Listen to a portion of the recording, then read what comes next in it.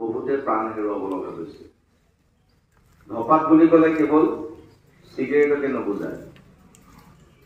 Cigarette, চাদা, বিড়ি, গুটকা, খৈনী আৰু কি পায় আজিকালি কিছুমান পেকেটত বিভিন্ন ধৰণৰ তেনেকুৱা সামগ্ৰী তৈয়াৰ হৈছে।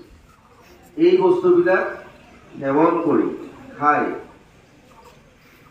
মানুহৰ ৰোগৰ সৃষ্টি হৈছে। কেঞ্চাৰৰ দৰে দুৰাৰোগ্য ব্যাধিও ইয়াৰ ফলতেই আমাৰ সমাজৰ পৰা বহু সংখ্যক লোকক প্ৰাণ কাঢ়ি লৈ যোৱা আমি দেখা পাইছোঁ। ইয়াক আমি পালন কৰিবৰ কাৰণে যে কেনেকৈনো ইয়াক নিৰাময় কৰিব পাৰি, মানুহৰ মাজৰ পৰা কেনেকৈ ধৰণৰ এই অভ্যাস বা স্বভাৱক দূৰ কৰিব পাৰি, কেনেকৈ এখন ধপাত মুক্ত সমাজ আমি গঢ়িব পাৰোঁ, ইয়াৰ উদ্দেশ্য আৰু লক্ষ্যৰেই আজিৰ দিনটোত সমগ্ৰ বিশ্বই বিভিন্ন কাৰ্যসূচী উদযাপন কৰে। বুজি পালা?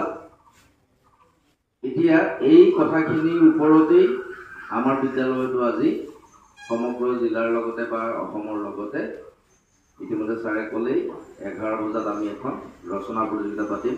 কালি ইতিমধ্যে জাননী দিয়া হৈছে, পাইছা নহয়? 9, 10, 11, 12 এতিয়া 11ৰতো আজি ল'ৰা ছোৱালী বাৰু নাহে, কাইলৈৰ পৰা আহিব।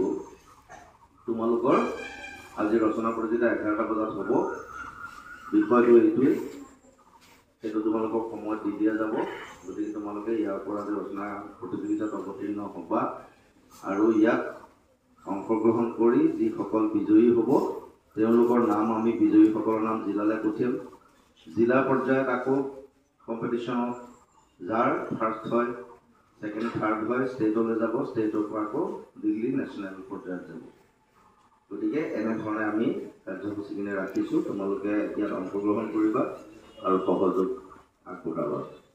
বাকী বিশেষ ক'বলগীয়া নাই, কিন্তু মই এটা কথা কওঁ, তোমালোকে ইয়াত প্ৰাৰ্থনালৈ থিয় হোৱাৰ আগতে নিশ্চয়তো কিছুমান ল'ৰা ছোৱালী বা ছোৱালী আগতেই আশা